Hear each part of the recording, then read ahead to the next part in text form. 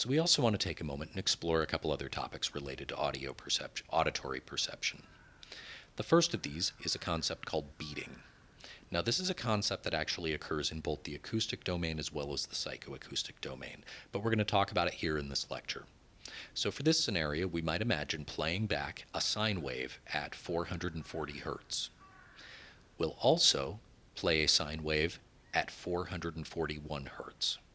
Now, you might think that's going to produce some kind of clash because we have two frequencies that are very close together, but in fact, what we find is that our ear hears a single frequency that gets louder and quieter. And the rate at which it gets louder and quieter is the difference between the two frequencies. So 440 hertz and 441 hertz will pulse 1 time per second. If you're a guitar player, you've probably actually used this as a way to help tune the guitar when you play two different notes in different positions on the guitar, and you hear that they don't quite match and they pulse a little bit. The closer we get them, the slower that beating becomes until it stops when they are in tune. We also want to take a moment and talk about a concept called masking. Now, this is a little beyond our discussion in this course, but when we think about the physiology of the cochlea, it turns out that different frequencies stimulate different parts of the cochlea.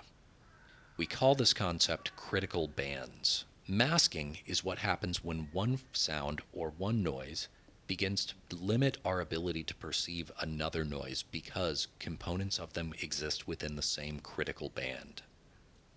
This has a variety of applications, including thinking about how we might solve key problems that occur in a mix, as well as being at the heart of MP3 and AAC codecs.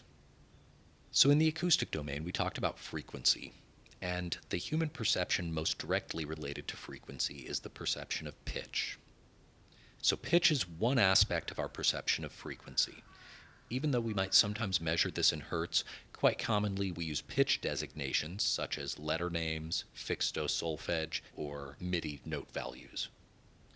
These usually reflect the nonlinear nature of our pitch perception.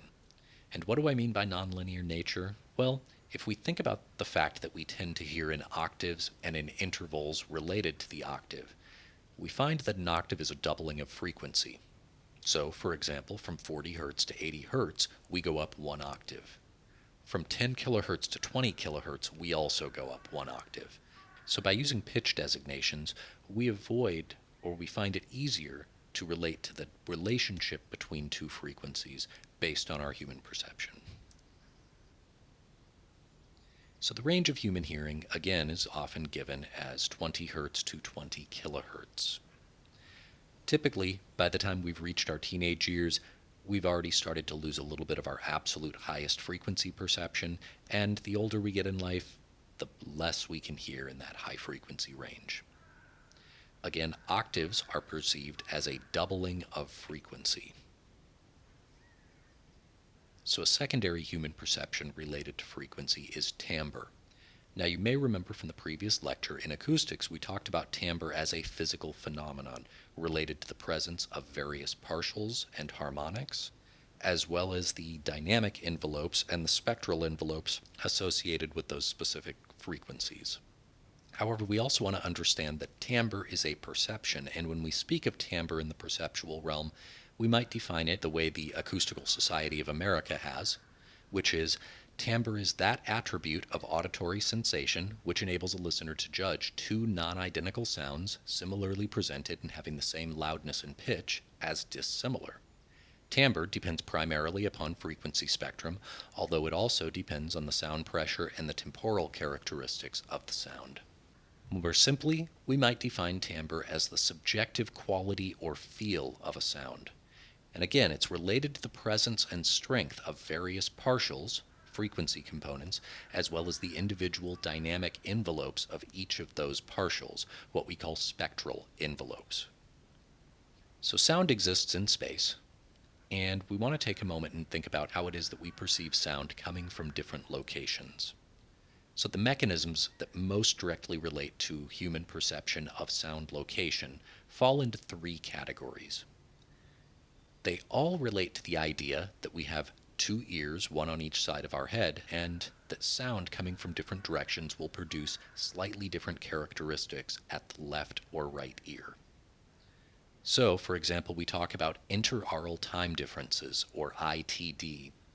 This is the time difference between our two ears. So if you imagine a sound coming from over at the right, it makes sense that the sound would get to your right ear slightly before it gets to your left ear. We also can talk about interaural amplitude differences. These are sometimes called interaural intensity differences or interaural level differences. Again, if we imagine a sound off to the right side of our head, we can imagine that because of the shape of our head, it's possible that the sound would end up being louder in our right ear than our left ear. Finally, we have a category called head-related transfer functions.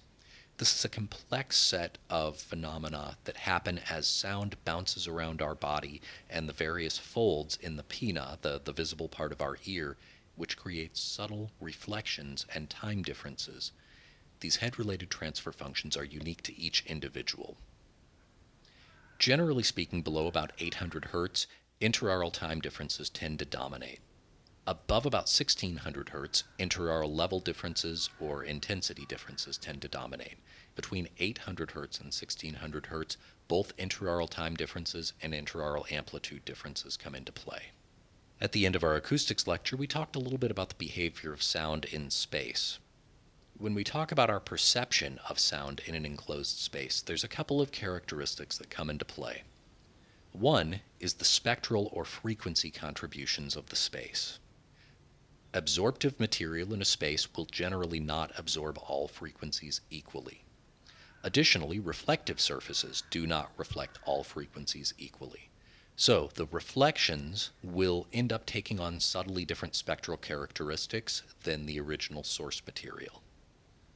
Additionally, as we've talked about a few different times, we can have direct sound that travels in a direct path from the sound source directly to a listener's ears, versus reflected sound that has gone a slightly longer path, bounced off a surface, and arrived slightly later than the direct sound. So we can divide these into a couple of different categories. We talk about direct sound. We talk about early reflections, which are the first few reflections that arrive at the listening position, and then we talk about reverberation. Reverberation is a phenomenon that happens when the reflections in a space begin to overlap so much that we no longer can perceive them as discrete echoes. If you've ever been in a big concert hall or a large cathedral or a gymnasium, you've certainly heard reverberation. It's this long, hopefully smoothly decaying tail that we hear after we've clapped in a space like that. Finally, we want to take a moment and talk about a phenomenon called phantom imaging. Most of the time when we listen to music played back by speakers, we tend to listen to stereo sound. There are two speakers, one off to the left, one off to the right. However, when we listen to music in this way, we find that we hear sound sources that are coming from in between the speakers. We call these phantom images. We hear a sound coming from a location where there is no speaker.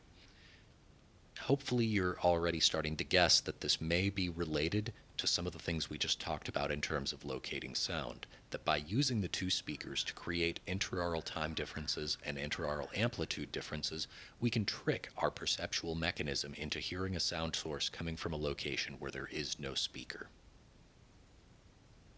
Additionally, when we listen to sound in an enclosed space or in the open air, we are able to recognize that sound changes as it travels in distance. So, as sound travels, there are a couple of things that will happen. First, the balance between direct and reflected sound will change. If we're in a concert hall that's very reverberant and we're up very close to the sound source, the direct sound will predominate our perception because it will be significantly louder than the reflected sounds. If we move farther back in the hall, we may find that the direct sound now is quite a bit lower than it was, and the reflected sounds begin to dominate. Additionally, as we saw in class when we did our demos, sound gets quieter the farther we are from the sound source, and we talked about this relationship as, in an abstract sense, representing an inverse square relationship. Finally, and this is really important for us, as we move farther back from a sound source, we begin to hear different levels of timbral detail. Now, what do I mean by timbral detail? Well, we talked about complex sounds, and we talked about the relationship between these spectral components, the partials of that complex sound. Some partials are very low level, and as we move farther back from a sound source, they drop below our perceptual limits. The closer we are to a sound source, the more of these timbral details that we hear. The farther we are from a sound source, the less timbral detail we hear. One of the reasons this last concept becomes really important for us is that in a recording, the balance between direct and reflected sound and loudness cannot serve as reliable cues for distance.